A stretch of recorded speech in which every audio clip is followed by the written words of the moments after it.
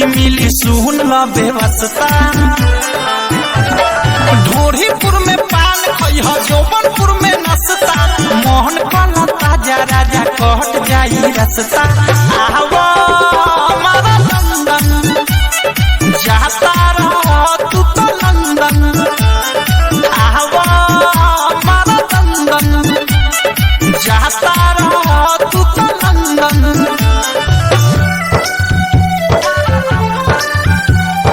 Music by Vikesh भोजपुरिया।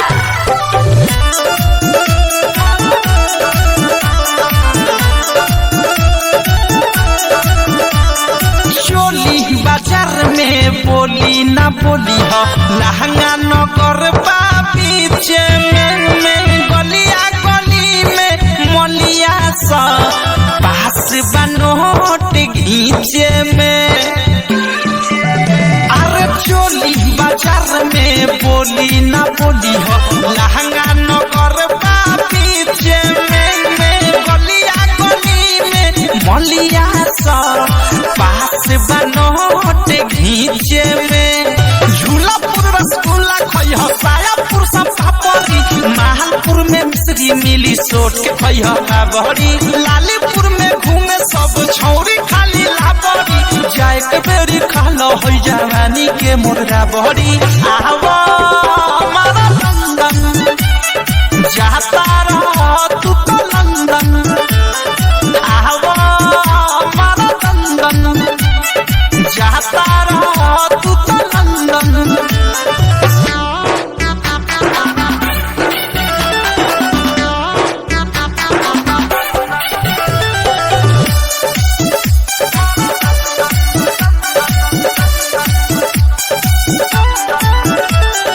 सारी नगर में या गाड़ी न जइह, कमर नगर न तो छूट जाई।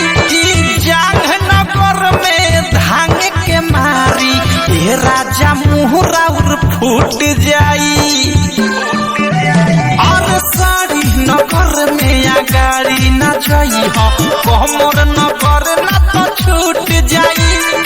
जांग नगर में धांग के मारी ए राजा मुहरा उर फूट जाई। पेट नगर में लेट न करिह, लोगों के भीट बा, आगापुर से पाछा चौक एगो पीठ बा। राइतो ठारू अवधेश फरियाद जदि चीत बा, चुमा लेके देखई मिठाइयों से मीठ बा। आवा